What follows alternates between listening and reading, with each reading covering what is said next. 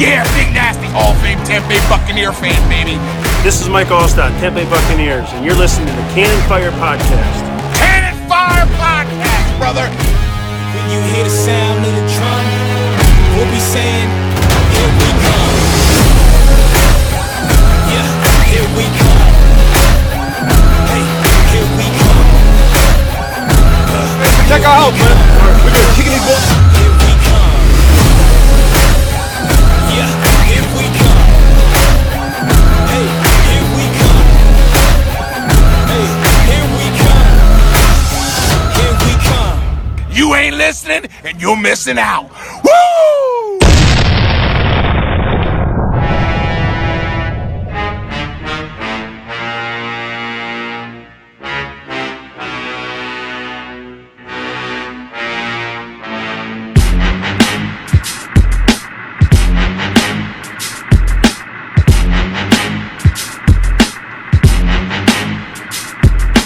Welcome back, ladies and gentlemen, to a brand new edition of the Cannon Fire Podcast. We are coming back at you today with episode 76. And surprisingly enough, we are not here to tell you about the 18-point lead the Buccaneers blew on the bye week. We're here to talk to you about everything before the trade deadline, some expert reports, and we're going to answer some of your questions. It's another mailbag episode. We'll call it the bye week mailbag. Welcome back. If you're new around here, I am your host, Rhett Matthew. Joined alongside me, as always, my good buddy and co-host, Mr. Bucks Football, Evan Wanish. And joining us today is a very special guest. A lot of people might not know him, but we have got a ton of history with this guy. We're excited to tell you about it. Mr. Morgan Pangle, how you guys doing today? Doing just fine. How are you? It's all good. Don't talk over each other. It's all good. It's all good. So we've got both of you guys joined here via the Skype video feed. So if you're watching on YouTube or BucksReport.com, you can check out Morgan's big, beautiful, bearded face. And, of course, myself and Evan, as always. But let's tell you guys why you should care about Morgan and who he is. He's not a big-name Bucks journalist. He's not one of these guys who's an analyst every single week on Twitter. He's just a Bucks fan. But when I tell you about the history that we have with this guy, 4 years ago, long time ago, 4 years ago, we all did a podcast before the Cannon Fire Podcast. Me and Evan, for a while, did a show called the Another Sports Podcast, is what it was called. And the downfall of that show, and the reason it only lasted, I think, 13 episodes, was because we tried to cover all sports. We didn't stray away. We didn't stray away from one team that we were passionate about and could talk about on the drop of a hat. We talked about all sports, and I think that's what ultimately led that to not go anywhere, because there's quite a lot of those. But we did the first 2 or 3 episodes with this guy named Morgan, and we actually live streamed our fantasy draft that year with a guy named Morgan, and this is that guy named Morgan. So, Morgan, where have you been for 4 years? Watching Bucks football. That's where I've been. Yeah. That's the reason I haven't come out of hiding so far. But just being caught up in doing things in the non-podcast world. I teach at an elementary school. Just still work in college, working on getting my master's. So, I'm just out here doing things that happen. That's how I would sum it up, of course, Hell yeah, man. Well, that's awesome what you're doing. Keep doing what you're doing. But really nice to have you on the show, because we've talked about it forever. Even 2 seasons ago, we're like, man, we really got to get a little ASP reunion going on here, and we're finally making it happen. So, Evan, how are you doing today, my man? I'm doing pretty good, and if anybody wants to listen to a sort of a modified version of Another Sports Podcast, you can't find any of the actual original episodes on YouTube, but there are 2 episodes, I believe, that are interviews with Tyrone Keys and Mark Cook of Pewter Report that were under the Another Sports Podcast. So if you want to check out what that was like, go back and watch those 2 videos. I think it's the only 2 videos that are still there from that. So they're on this channel, so just scroll all the way down to the bottom and you'll find one, like Evan had said, Tyrone Keys, defensive end for the 85 Bears. We had him on the show, talked about his time as a Buccaneer and much more. And then, of course, we had a season preview for the Bucks with Mr. Mark Cook. And that was kind of the episode where we're like, all right, let's just talk about the Bucks. And thus CFP was born. Very glad to have you here today, Morgan. Sorry, I didn't mean to cut you off. What were you saying? Oh, you're fine. I just wanted to note that the fantasy draft that we did is actually on my channel. So if you want a real taste of what early ASP looked like, Morgan Pangle, that's my channel. I've got some football highlights on there. I haven't posted in like a year, but it's okay. But 3 or 4 years ago when we did that draft, it's still on there. It's still an hour and 30 minutes long. You check out the whole thing. Oh yeah. Listen to the Mike mess ups and the drafting Luke Stocker in the 3rd round. It's stuff. Yeah, that was if actually. Anybody doesn't know, Morgan is a Luke Stocker enthusiast. 88, baby. Greatest of all time. Greatest of all time. Yeah, Morgan is that Luke Stocker guy. So if you've ever known one, well, if you didn't know one, now you do, and it's Mr. Morgan. So let's get into some Buccaneers football, which of course is what we're here to talk about today, and it's what the people want to listen to. We have got some interesting things, Bucs football, to talk about that happened over the last week before we jump into some of your guys' bye week questions.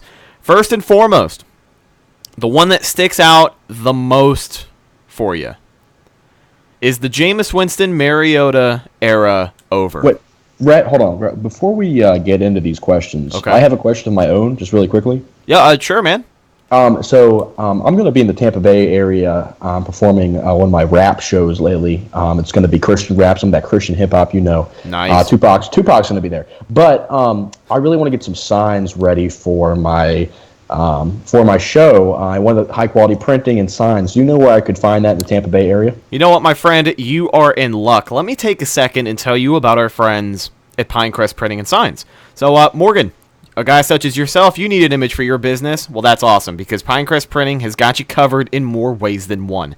They have been providing the Tampa Bay business community with quality commercial printing and design since 2001. Their printing professionals are ready to provide you with quality marketing solutions for today's industry.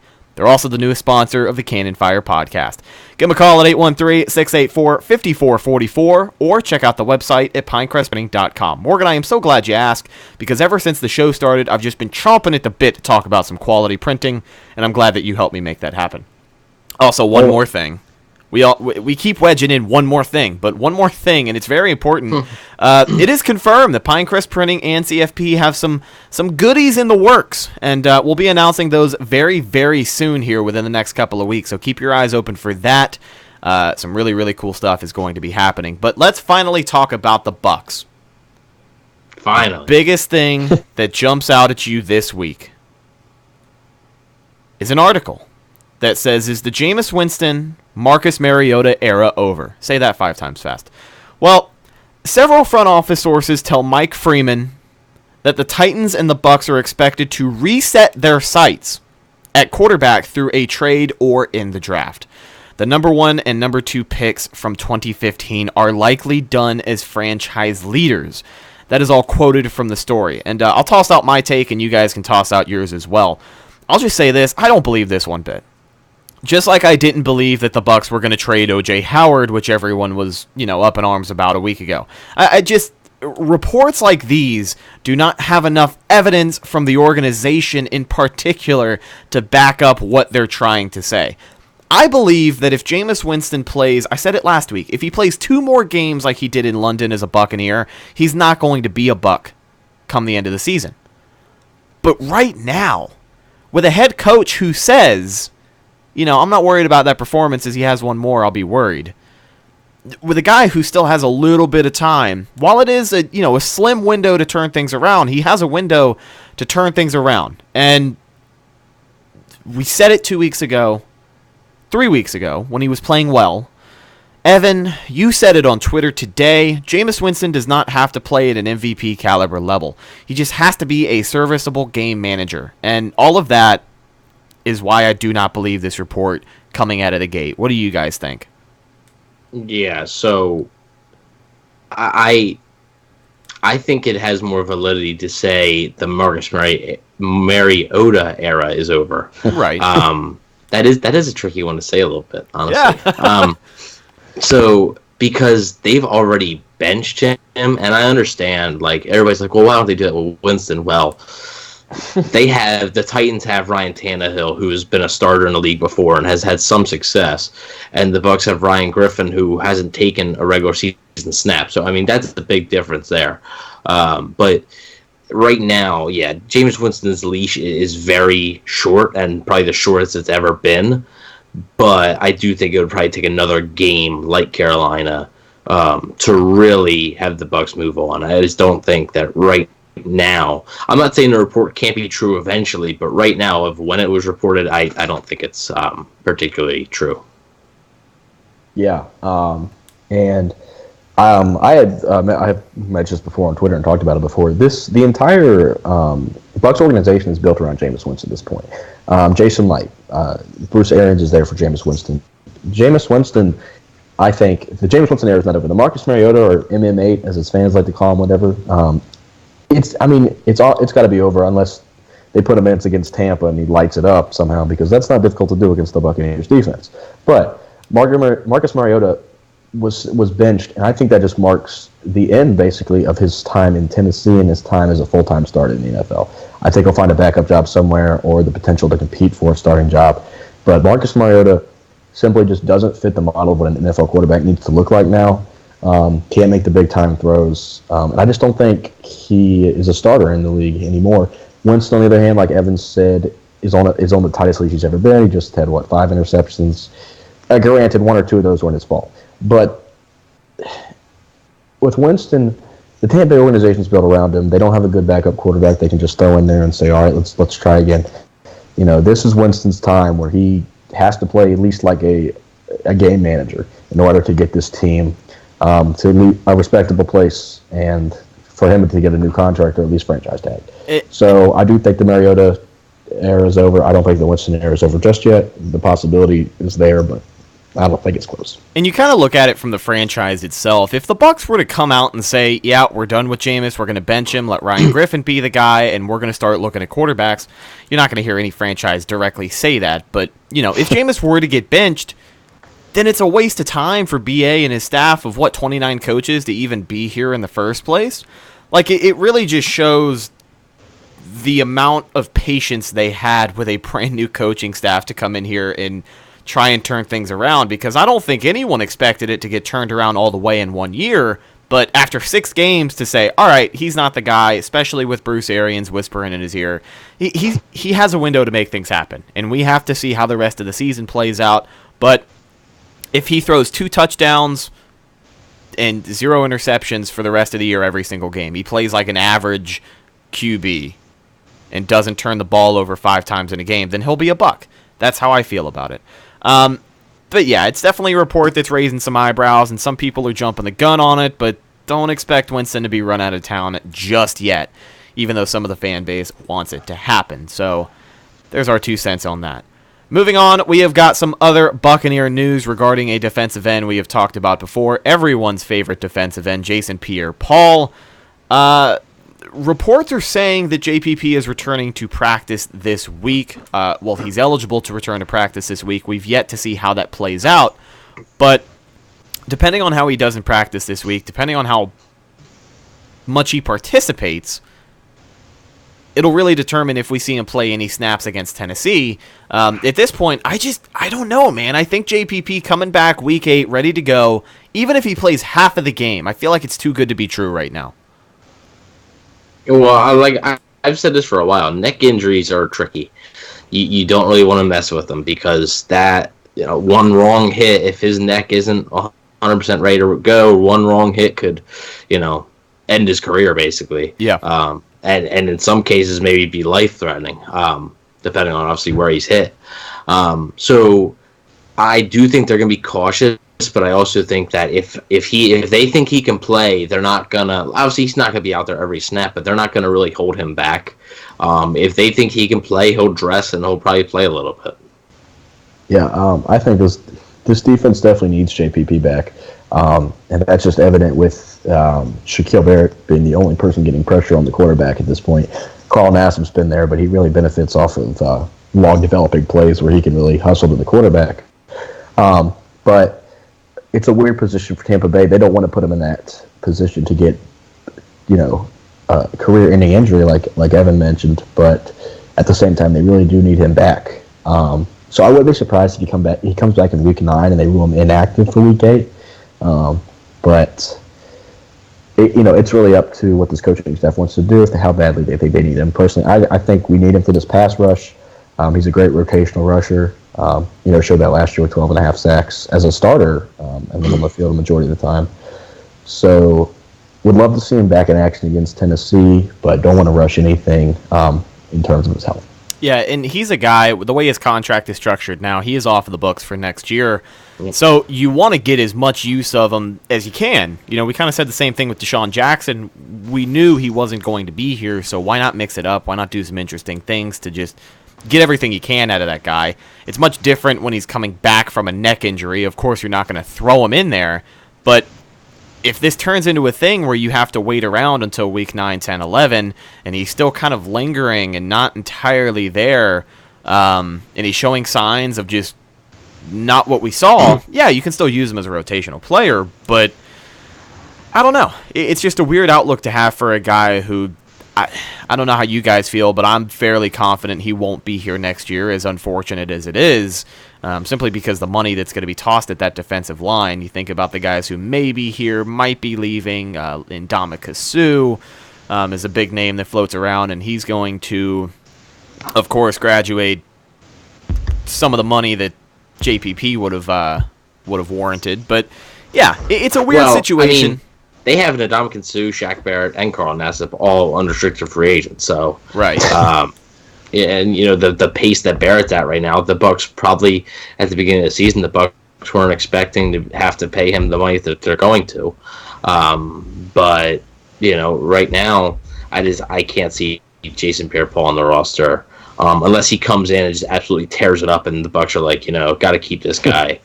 Well, and it's also weird with Shaq Barrett as well because while he was ripping every offensive tackle in the league's head off for 4 straight weeks, these past 2 games, he really has not been a factor at all. And I don't want to sit here and say, props to the people who were like, let's wait to pay him, because everybody was like, let's pay this guy. And I was one of them. And I'm not saying that he shouldn't be paid now, but to have a drop-off for 2 weeks. Well, the thing is, he was at a ridiculous pace before. I think that hurt him. Yeah, right. That hurt him. That he was, 9 sacks through what, 4 games? 4 games. That's ridiculous. 36 sacks on the year if he kept that pace. Yeah, that nobody's getting that. So I think now he's finally come down to earth a little bit. And a lot of people were asking me, they were like, well, how many sacks do you think he's going to end up with? 18, 19? I was like, maybe like 15, 14. And they're like, oh, that's it? I was like, yeah, like tackles, they're going to figure him out. Like, yeah. There's tape on him, and you're going to have to – he's not going to be a force forever. And Bucks fans kind of have to realize, because we've been there before, with a guy like Shaq Barrett setting the pace that he did for the first quarter of the season, expectations are high, man. They are higher than they've ever been. So when you get expectations that high and then don't immediately get met, then you're going to get frustrated, and you're not in a position to get frustrated with a guy like Shaq Barrett recently. You just kind of have to see how it plays out. But yeah, I don't think he's ever going to pick up that pace for the rest of the season.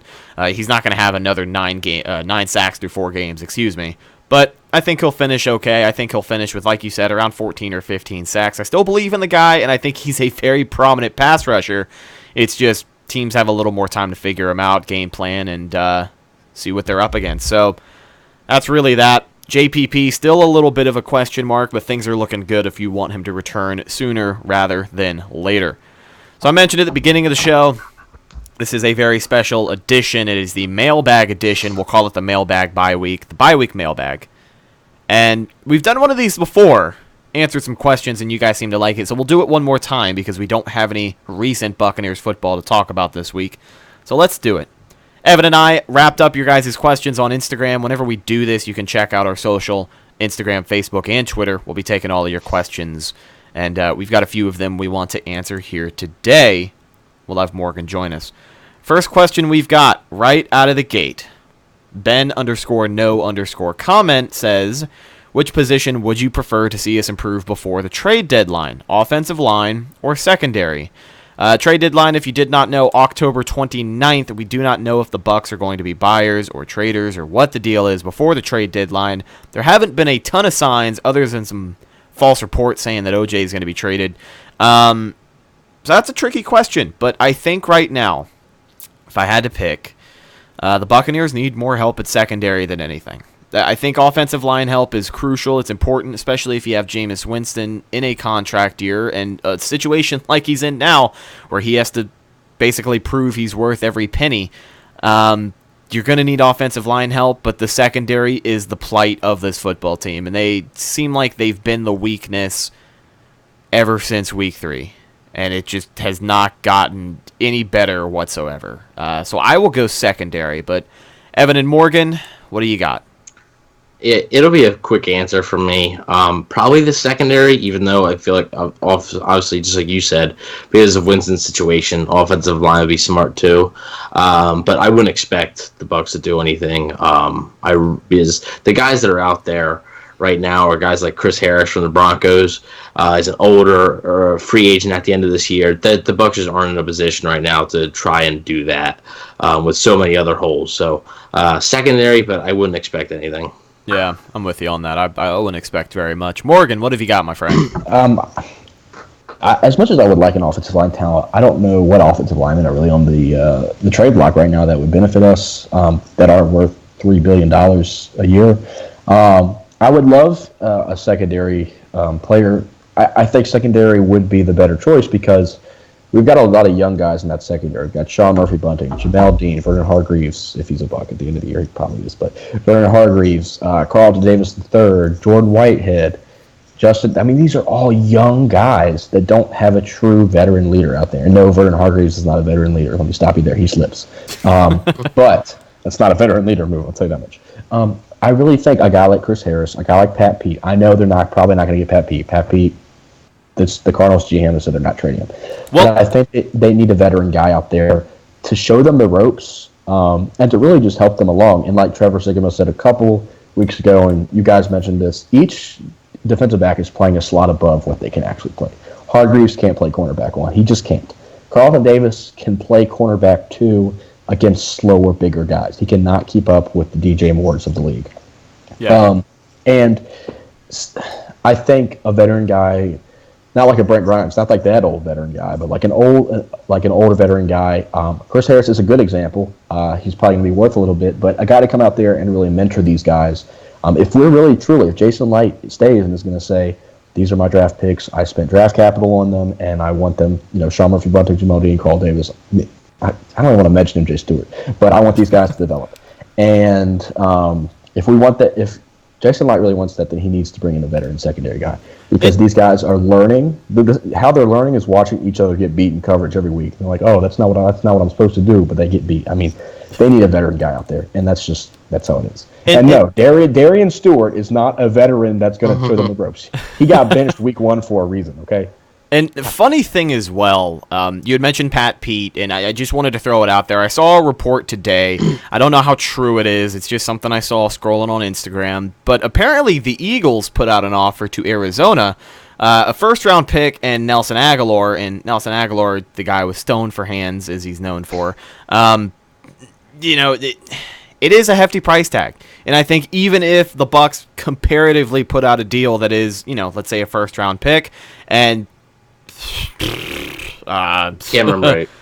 We got to deal Cameron Brate. There you go. At this point, he's a luxury. Cameron Brate is a luxury for this football team. Yeah. I mean, if we're not trading O.J. Howard, which we shouldn't, because he is a generational tight end talent who is athletic as a wide receiver, but can block like an offensive line. I mean, maybe not that great, but he's great. All right, and he struggled. But Cameron Brate is a wonderful tight end. I am a Cameron Brate fan. Oh, I love Cameron Brate, bro. He is a luxury for this football team.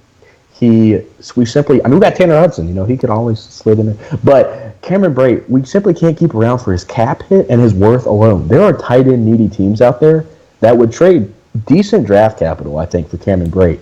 But the biggest thing would be to get him off our books in terms of cap. He's a great player, but not only does he kind of provide competition for O.J. Howard in terms of who Winston's looking for in that tight end slot, and we see Cameron Brate is still his red zone target, but he simply just is going to be worth more than us just keeping him at that second tight end slot. So, if I'm not mistaken, Cam Brate was also teammates with greatest tight end of all time, Luke Stalker. Am I correct? He was, yes. Luke Stalker mentored Brate. Brate was struggling. No, I'm just kidding. But, yes. Luke, I don't have any feels to say with that. Just saying, that's that mentorship you see from a veteran like Luke Stalker, who I wouldn't mind going out and trading like a second. Right. I just, even if the Buccaneers were to line up a deal like that, it seems like the biggest risk it move of Jason Light's GM career. If you successfully trade a first-round pick in Cam Brate for Pat Pete, let's say Pat Pete doesn't pan out, and then you're in a situation where you need a quarterback and you're down a first-round pick. Yeah, of course, you're screwed. Yeah, you can wheel and deal and try and figure some things out, but that is just something that I think the payoff is. I'm telling you. It's the definition of risk it or biscuit, and I just don't see the Buccaneers going that direction, especially if the Arizona Cardinals end up turning down a deal like first-round pick and Nelson Aguilar. But you really just got to see what happens. Another guy we've mentioned, secondary help, Xavier Rhodes. We talked about him last week and a little bit the week before. He's another one of those names that kind of pops out. But we'll see what happens. But good question. Ben, no comment. Thank you for your comment. Next question, I'll toss it to Evan. Evan, I don't know if you've got your questions queued up, but I know you grabbed a few from your Bucks Wave Instagram page. If you want to throw one of those out there, we'll go back and forth with what we got.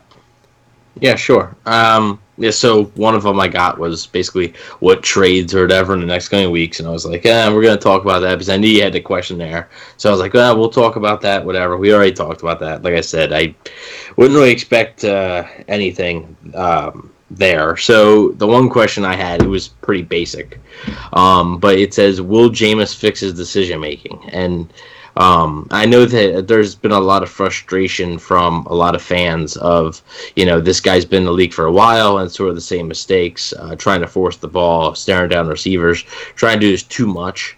And I basically said, it's been 5 years. Like, what evidence do you have that he's going to fix his decision making? I think someone else asked you. They said, "Is Jameis Winston the guy?" And your response was, "I don't know, man. Let's go eat pizza." Yeah, that's all you can say at this point. I'm with you. It's one of those questions where it's like you're almost tired of thinking about it because you think about the possibility that is there, but from what he's shown us, is he going to fix his decision making, or is he always going to be no? Like, if you're basing it on what he's shown you, the answer is no. And I think the biggest thing that the Buccaneers really have to do is, I think Bruce Arians has to look in the mirror. I think Jason Licht has to look in the mirror. The Glazers have to look in the mirror and basically ask themselves, do you believe Jameis Winston is going to win you a Super Bowl? With a team that is right now, the Bucs don't have a Super Bowl caliber team, right? But I'm talking about good offensive line, good secondary, good pass rush. Do you believe that Jameis Winston can win you a Super Bowl? If the answer is no, 28-3 at halftime, can Jameis Winston? If the answer is no, if the answer is no, then you got to get rid of him. If you don't believe in your first overall pick, your franchise quarterback, that he can win you a Super Bowl if you build a good team around him, which the Buccaneers haven't really done in his defense. But if you can't do that, if you believe that if you build a good team and he still can't win, then he's not the guy. So I personally don't think he can fix his decision making. I think it's just something that they're going to have to either live with or just say, hey, sorry, but got to go. I'm with you on that, and it sucks to say it because I've said before, Rhett, the eternal optimist, yada yada yada. I like Jameis Winston. I want him to do well in the National Football League, even if he's not on the Bucs. Of course, if he's not a Buck, then I'm not going to watch his career as closely, but I really want this guy to do well because he has shown us flashes of what he can do when he's playing competent quarterback. And, for the first quarter of the season, there wasn't really anybody better. And we see that in him, but then we just see him inconsistently play football, if that makes sense. We see him have a stretch of 3 or 4 games, and then he'll just have that game. And it's almost like when he's playing well, when he was playing well earlier this year, it almost felt inevitable that it was going to come up eventually. He's just going to have a game. That's who he is. Right. And like you said, I don't think that's going to change. I don't think that's something that can be coached out of him as much as I want it to. I think he can clean himself up a little bit, but I do not think the bad throw at the worst possible time is going to change. And as unfortunate as it is, I agree with you. I just don't think that's something that he can get away from. And I like Jameis. I'm a Jameis guy. I want him to do well, but damn it, I just don't think it's there. Morgan, what have you got, dude? What have I got? Let me tell you. Jameis Winston. That is a name I have defended for many years. I'm with you, brother. Many. But you live in the Tampa Bay area.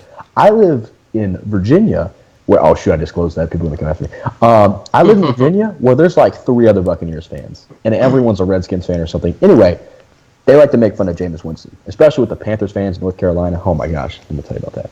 But I have been defending this guy for so long, saying he is a playmaker. He is going to throw for 4,000 yards a season. He has that playmaker ability in him. But the truth, at this point, yes, he does. But like Evan said, it's who he is. He throws a lot of interceptions. He makes a lot of bad plays because he tries to play hero ball, because he tries to be a hero, because that's who he thinks he is. He's like, oh, I can do this. And can he win us a Super Bowl? I don't believe in Jameis to win back-to-back in big games. To be 100% honest with you, in those spotlights, he's just not very good. Yeah, 1 p.m. on Sunday, yeah, he'll be decent. 4:15, he's not bad. But when the lights come on, Jameis Winston, in the biggest moments, just has never shown up to that degree. A game against the Cowboys Thursday night a while ago, game against the Rams where Luke Stocker caught a touchdown. That was a disaster. This Panthers, when he's on prime time, which is what playoff games are, they are prime time games. The nation is watching. He has not shown up, and evidence would suggest that. As much as I love Jameis Winston, his character, I love his character. I love who he is. But as a Buccaneers fan, at this point, I'm so torn. If he plays great, good, but I just don't see him turning into the quarterback we all want him to be. I think. So the interesting thing that you said was about the prime time games and stuff, and how under the lights. The big thing with Winston ahead of the draft was, and that is concerning. The big thing with Winston ahead of the draft is, well, when the lights shine, that's when he shines. Right. I mean, he was great in Florida State, with the big games, the national championships, and he thrived in those kind of situations. And now in his NFL career, that is definitely concerning. Yes, sometimes he will have a nice performance, like 2 years ago on Monday Night Football versus the Falcons. Right. I still think that's one of Winston's best performances ever, and they lost the game 24-21. Not the much missed you can field do about goal that would have sent it to overtime, baby. Yeah, oh man, it was the 55-yarder, and they were rushing, and it was. Could have used it was bad. There. Moving back, but it's very interesting because you bring up that point and how just he hasn't been good under the lights, and that was a big reason why a lot of scouts and stuff were high on him. And without that, what else is there to show? Oh man, his arm strength. He is one of the strongest quarterbacks in the NFL. Let me tell you. Yeah, sure. Those passes may fly over Deshaun Jackson's head and go into the arms of the safety, but he's got that arm strength. And I mean, we can sit here and level arm strength. We can Accuracy, not so much. We can sit here and break down the pros and cons of Jameis Winston all day.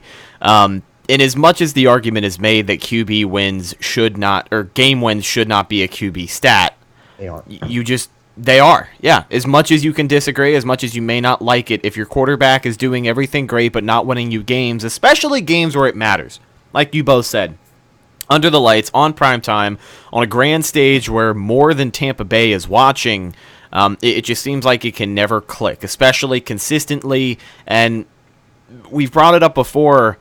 When's the last time you guys remember Jameis Winston in a situation where it's a 2-minute drill? And I actually do remember the last situation like this, but it's a 2-minute drill. He's got to march the Bucs down the field 60-plus yards and either put them in field goal position to win the game or throw a game-winning touchdown on the last drive of the game. They still lost. That's what happened. The 49ers. Yeah, no, the the Giants game. Yeah, that's very true. That's very true. The Giants game. I didn't think about that. I thought about the first play of San Francisco, but that just goes Mike Evans. That just goes to show that when you throw an interception in a very, very untimely time, people are going to remember that more than they remember you going downfield and missing a field goal. It was a touchdown, to be fair. He did throw a touchdown. He did what the fans wanted him to do. He did. To the wrong team. They're the wrong. But you know what? The jerseys are similar too. I've always thought the jerseys were pretty similar colors. You know? Yeah, right. Yeah, man. Understand. Like when I was a little kid, I'd make San Francisco 49ers jerseys in NCAA football and call it the Bucks because I was just an idiot, and that's what I did. So, next question. Great question, by the way. Whoever ended up asking that one from Evan, but good question. Really got us talking here. Next question comes from Gil Ochoa. I hope I pronounced that correctly. Gil Ochoa _ says, are you ever worried about Mike Evans eventually getting fed up with losing and demanding a trade like we have seen from other wide receivers around the league? No. I do not think that Mike Evans' character, I just don't think he's one of those guys. Like, I'm sure he gets fed up with losing. Trust me, I'm sure every Buccaneer in the locker room gets fed up with losing. But Mike Evans is the type of guy that's shown us the sacrifices he'll make for a team that he believes in. And the question basically is, what happens the day that he stops believing? I don't know, because I just don't see that happening. He deserves a lot better, especially with his career so far, putting up the numbers that he has, the talent that he has, just how good of a wide receiver he is. He deserves better. He deserves a playoff appearance every year. He deserves a Super Bowl ring by now. But he hasn't gotten that. And you look at the quarterbacks that he's played with. He started his career with greatest Buccaneers quarterback of all time. McClown. Yeah, man. Josh McCown. You remember that quarterback controversy? He's been there. 6'7" Glennon. So he's had that. He's had Jameis Winston. And, again, this Buccaneers team has not made the playoffs since he has played in Tampa. But to answer the question, I don't worry about it. No, I don't. Even if Buccaneers move on, they're going to bring in a rookie quarterback. I think that's the last quarterback Mike Evans would play with in Tampa. I think if it ever gets to a point, and we're talking 3-4 years ahead at this point, very hard to predict, but let's just say hypothetically, which again is another scary topic for people to talk about nowadays, hypothetically, if the Buccaneers move on at quarterback, they're going to bring in a rookie.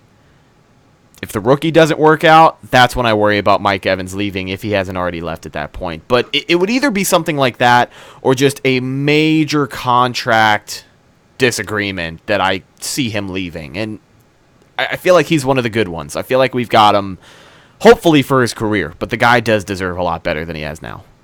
Yeah, I think this question was asked to me too. I'm not sure if it was the same guy, but similar question. I was like, no. I said Mike is a class act, and somebody different actually replied to it and said him wanting to be traded has nothing to do with him being a class act or not, which is kind of true. Because players can have different motives. But I responded with, if Evans really wants to leave, he will just walk when he's a free agent, which is in about 4 years or whatever. He's not the type of guy to have a trade demand be a distraction for any team. Like, he's not going to sit out of camp and miss games. No, he's not going to be like that. He doesn't want it to be a distraction. So, but I basically said he's not going anywhere. So you don't have to worry about Mike Evans being traded. Yeah, and to go along with that, I want to take you guys back to the Buccaneers-Saints game when Jameis Winston ate some W's famously.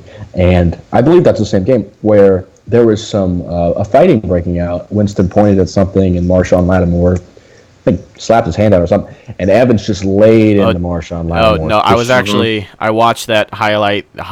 I watched that low light recently, and that's a highlight. As much as we don't want to remember it, Jameis Winston initiated that confrontation because he knocked Marshawn Lattimore in the back of his head with his finger. He purposely touched Marshawn Lattimore, and I'm not saying that this isn't an argument that's worth it 2 years later, but it wasn't. Never mind. Okay, but we don't see that Winston much anymore. But what that showed me was that Evans really cares about this team. he cares about the team he's playing for. Evans is a winner. You can tell when we lose games, despite being in a losing culture, he's upset. He says, I played like crap. With that cool, he's got that Kermit the Frog hat on a lot in his post-game shows, or his post-game interviews. He's upset when he loses, and when he wins, you can see how hype he is. A guy like DeMar Dotson, as great as he is, kind of, either way, win or lose, DeMar Dotson's like, yeah, cool. But Mike Evans loves to win, and you could tell he loves this football team. He loves playing on it. As bad, the highs of this football team, you could see Mike Evans gets really excited, and that's why I think Mike Evans, even though he's had his fits in the past, of course, when Josh Norman was a Panther, he had some fits with him during a game about some pass interference that wasn't called, and Evans just did not have a cool head. But I don't think Evans has that towards this organization. I don't think Evans has this toward the coaches. I think, Rhett, like you said, if he goes another 4 years, assuming Winston's gone, with a quarterback that's just not doing it for Tampa Bay, he may struggle to justify staying in Tampa. But as of right now, I think Mike Evans, like Evan said, is a class act, loves being in Tampa, plays for this Buccaneers football team, respects what they're trying to do, and thinks that he can have a good career with them. I mean, he's got great receiving yards, touchdowns. Yep. He's a stud. He's better than Keenan Allen. Yeah, he's got everything. Evans doesn't really view himself as a distraction. He views himself as part of the solution that he has to be better. Like he views himself as part of a solution, and he has to be better to get the end result that they want. So yeah, he's and the Bucs have gotten lucky because you're seeing a lot of receivers now, and even corners. Jalen Ramsey, a lot of these guys are really starting to get some power and just gain some power and get their way. And Mike Evans isn't that type of guy. At least we don't think so, because it hasn't really been demonstrated at all in his career. Yeah, so far in his career, he's been everything you could have wanted for a franchise wide receiver, and he's one of my favorite Buccaneers on a team. We're very, very glad to have him. But yeah, I'm not super worried about that. Morgan, one of the things you had brought up was, like, you made the comment that we don't see that Jameis Winston anymore, and we don't see that Mike Evans anymore. And it just kind of goes to show that, he has matured at a pace where he understands he's not the guy putting the team on his back every week. Evan, like you said, he looks at it's part of his problem. He has to play better when he has to. And it's just, he's got a very level head. I'm not worried about the guy, and just wanted to kind of put a little asterisk there and talk about how guys have matured. Because I brought up the Jameis Winston thing, not to spark any controversy, but to kind of look at how he's matured, because we don't see that anymore. But another great question. Thank you for asking. Evan, do you have any more queued up? There was a lot of just the same stuff. Yeah, I feel that. A lot of it's trade deadline, Winston. Like a lot of it was quarterback. Yeah. Which I know we have a question coming up about possible quarterback future, I guess. Let me see here. Somebody said, I thought I came up with a good comment. Somebody said, sign Chris Harrison FA, then trade for Pat P. Just solve the secondary problem for next year. I said, this ain't Madden. I mean, you could do that. No, you can't trade for Pat Pete, man. I tried the other day. I was doing a realistic Buccaneers franchise. You can't. They will not accept anything for Pat Pete. I tried. Yeah, I tried to trade for Jalen Ramsey one time, and I offered a first-round pick, another first-round pick, and Levante David, and it was green, high interest in all of them, and they'd say it was nowhere close. Yeah, speaking of literally nowhere close. He's a legend. I wasn't even gonna trade Levante David. I just wanted to see how close I could get. It wouldn't go through. I jumped on NFL Game Day 2004. Yeah, jumped on that the other day. Classic. And the franchise mode in that has a trade option, and you can trade draft picks as well. But you could only draft the first, second, and third round draft picks, which was weird. You couldn't do any further than that. You couldn't offer a fourth, fifth, sixth, or even seventh at the time. It was it was weird. But anyways, I put in 3 first round picks for Randy Moss. And I got denied. So the trade system has always been a little bit weird. Yeah, but just wanted to throw that out there. Almost any player in the NFL can be had for 3 first-round picks. That's what I'm saying, dude. Let's go. I don't know. They weren't having it. Something about Randy Moss that year.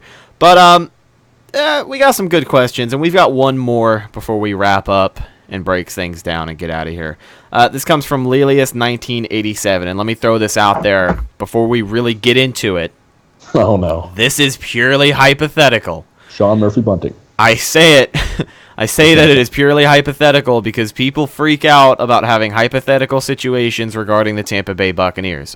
We're going to talk about that, and we're going to have a hypothetical conversation about the Bucs right now. This question comes from Lelius1987, and the question is, could you see Jalen Hurts running this offense if the Bucs decide to draft him? And I put an extension on this question. Of all of the rookie QBs in this class, who do you think can fit in the most seamless? Because to answer the first part of the question, I cannot see Jalen Hurts running this offense. I just don't think he would be the guy that the Bucs are after, top of their draft board, quarterback-wise. So the answer to that is no. But I'll toss it to you guys, and then tell us who you think can fit in seamlessly with this Bucs offense the way things are now. Yeah, I have a pretty interesting opinion on it. So, Morgan, if you want to go first, you can. All right, oh, sure. All right, I'll let Evan. I'm gonna go first. I want Evan to really give us his take, but because I know this guy, he's passionate about it. But so I can't see Jalen Hurts running this offense. I just nope. I don't think he would mesh well with what the offense is trying to do. That's just the end of the story. I don't think Jalen Hurts in reality is going to be that great in the NFL. Oklahoma does a great job of grooming quarterbacks, but I still feel like he'll struggle in the NFL level. Out of all the quarterbacks listed, coming into the draft, it's tough. Burrow has gotten a lot of praise lately, but LSU runs a spread, and I just can't imagine Burrow having much success in the NFL unless he had a Sean McVay type mind, which Bruce Arians could be, but you also look at, if the Bucs are in the market to draft a top 10 quarterback, I want to assume that BA might not be here. Yeah, that's right. That's a big key. And Byron Leftwich is head coach. Oh. I don't know if I'm ready for that just yet, but hypothetical, guys, hypothetical. Hypothetical. Byron Leftwich is head coach, and Gardner Minshew is OC. That's my hypothetical. No. But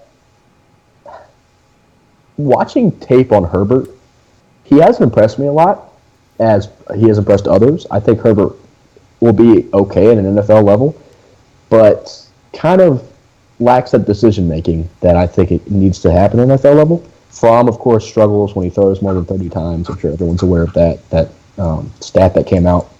He struggles when he has to throw more than 30 times. Well, in this Buccaneers offense, if Peyton Barber gets 2 yards a carry, we're throwing 30 times. So Fromm's just not going to do it there. So that leaves Tua. I think last one would be Tua, right? Am I forgetting anybody? Jordan Love. But Jake Fromm, but he's a guy who's I'm not a fan of Fromm. Oh, Fromm, so I mentioned throwing too many or can't throw over 30. I think Bryce Perkins would be a solid backup quarterback in the NFL. Out of the UVA. I said backup. Can make plays out of UVA, University of Virginia, go Hoos. But that leaves Tua, and I know people have been hard on Tua as of late just because Alabama's a talented team and Tua has struggled a little bit. But, I think Tua is, if we're really looking for a quarterback, he's a talent that we have to bring in. I wouldn't be mad at Herbert. I wouldn't be super mad at Fromm, but I would definitely be a little disappointed. Depends on what pick we have. But bring any of those guys, and I think Tua could run this offense pretty well. An accurate passer, has the mobility, and with a last name like Tagovailoa, him and Dare would get along really well. So sometimes I think you have to explain the joke. People might freak out at that statement. Bryce Perkins is a personal friend of Morgan's who plays football at University of Virginia. So yeah, that's what that is. No, I have a friend who plays with him. Bryce Perkins is not my person. Oh, got it. No, I have a friend who's on the UVA team. Got it. My bad. But I would love to see, Bryce Perkins as a solid backup, or think about it, could start. Just hypotheticals. Bryce Perkins, keep in the back of your head. Evan, I want to hear what you got to say about these rookie. Yeah, dude, you hyped it up as something interesting. I'm curious now. This man is about to lay into he's about to say just draft Josh McCown again. Here we go. Okay, so the original question was do you think Jalen Hurts could fit into this offense? And honestly, thought about it, and Red said no, Morgan said no. My answer is yes. I do think that I think he's talented. I think that Alabama really mirrored a lot, but not really mirrored, but I guess he was overshadowed, I guess is the word. I used the wrong word there. A lot of the things he could do, and Lincoln Riley's track record with QBs, I think, is something that can't be overlooked. I mean, just like Morgan said, like Oklahoma's done a really good job of grooming quarterbacks, and I mean, Baker Mayfield's had success. Now you're finally starting to see Kyler Murray really have some success. I think a lot of the hesitation from people with Hurts is that they saw him at Alabama and kind of saw that, he was like, he got, oh, he's the guy that got, that.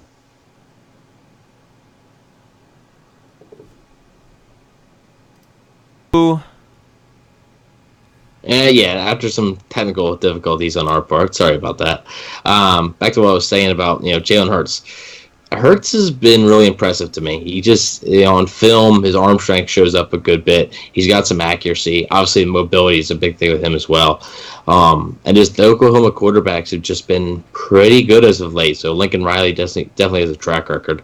As far as any quarterback that I think could fit the Bucs offense the best, it's probably Tua. Bryce Perkins.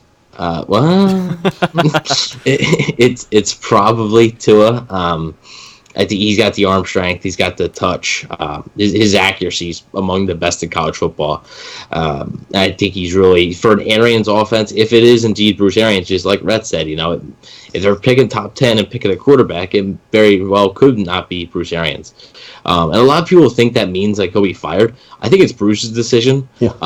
It's not going to be like it all depends on if Bruce wants to basically draft a rookie quarterback. If he doesn't, then he'll probably just go back into retirement. If he does, then he'll be able to get his pick.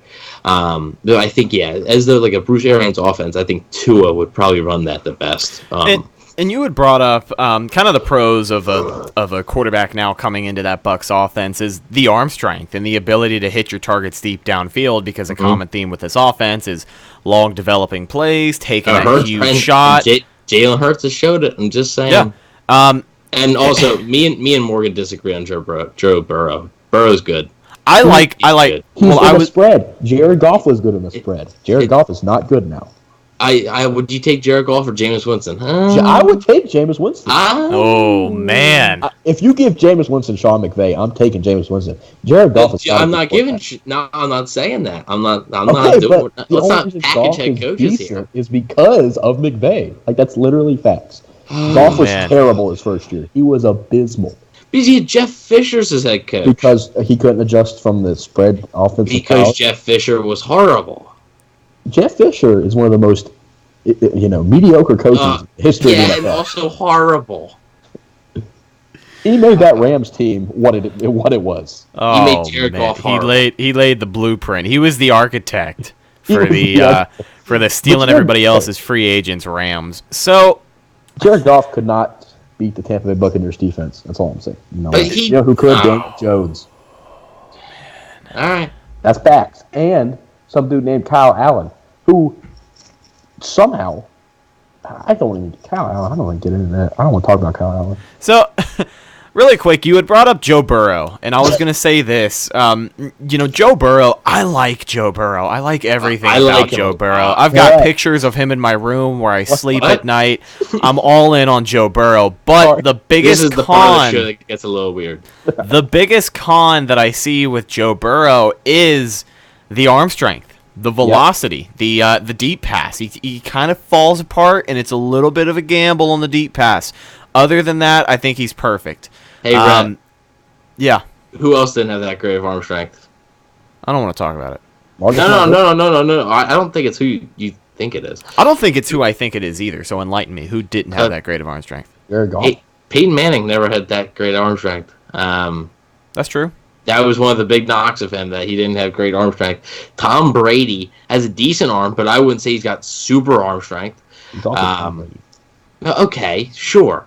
But Peyton Manning throws a lot of picks. Jameis Winston throws a lot of picks. Jameis Winston, Peyton Manning. That's what I'm hearing. Yeah. Joe Burrow, the next Peyton Manning confirmed. Joe Burrow is good. All right, I'll die on a hill. He's good. Oh, No, man. he's QB2. He's QB2. No, he's QB. Okay. Herbert He's is QB2. So, a really great episode of the Cannon Fire podcast today. Thank you guys, anyone who submitted your questions. If we didn't get to them, it's okay. We still encourage you to submit questions every single time we do this. So, we're back on our regular schedule this week. We're going to have this episode drop on Monday. A brand new Bucks break dropping on Tuesday, and then of course we'll have the game preview against the Tennessee Titans. That'll be dropping on Thursday, so be on the lookout for that. It's been a long week without Buccaneers football. It's going to be another long week until we get to next Sunday, where we watch the Bucks take on the Tennessee Titans, and that'll be an interesting game because Morgan, like you brought up earlier this episode, I seriously wonder if they're going to toss in Marcus Mariota just for the hell of it, just to see if he can beat Jameis Winston one last time. Because what I want to see in this game is I finally want to see Jameis get one on Marcus Mariota. And His first career start wasn't good enough for you? oh, yeah, really. Oh, man. So, that's just about going to do it for this episode of the Cannon Fire podcast. Thank you guys so much for listening or watching with video on YouTube and BucksReport.com. You can follow the show on social media. We are on Facebook, Instagram, and Twitter. All of those are Cannon Fire Podcast. You can follow myself on Instagram and Twitter at Redicus. You can follow my co-host Evan Wanish on Instagram and Twitter at BucksWave. Morgan, where can the people find you on social media, my man? Wherever they want to find the best post, they can find me. Right, that's where they can find me. It's at Morgan_Pangle, P as in pumpkin, ANGLE. If you want the best post on Instagram of my personal life, which you obviously care so much about, that's where you're looking. On Twitter, if you want hilarious retweets about Jameis Winston shooting too many threes and Marcus Mariota missing layups, that's where you're going to find some great posts by me on Twitter. So that's just where you can find me if you're really interested in me. If you want to learn more about Bryce Perkins or Luke Stocker, those are the places to go.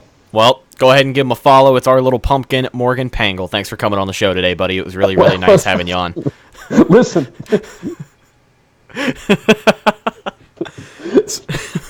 So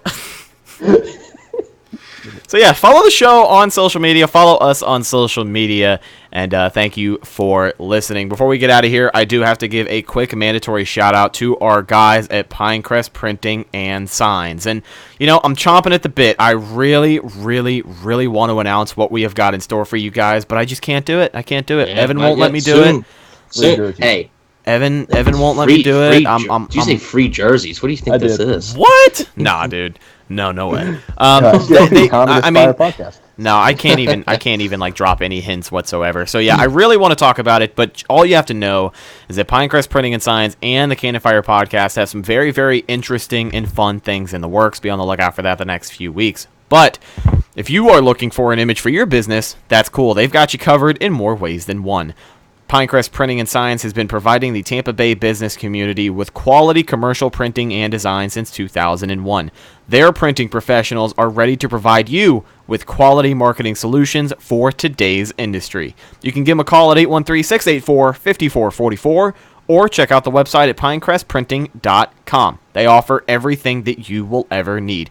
Posters, cut vinyl, magnets, wide format, apparel, vehicle wraps, decals, banners, anything you need. They have got it, helping you put together an image for your business since 2001. That's all we've got for you today. Here's to hoping the Buccaneers play a little bit better next Sunday in Tennessee, and it'll be pretty telling as to how the rest of this year goes. But either way, we'll be here with you guys talking about it this time next week, and of course, we'll talk to you Thursday for the preview game. I am Rhett, signing off for Evan and Morgan, and we will talk to you guys next time. Go Bucks!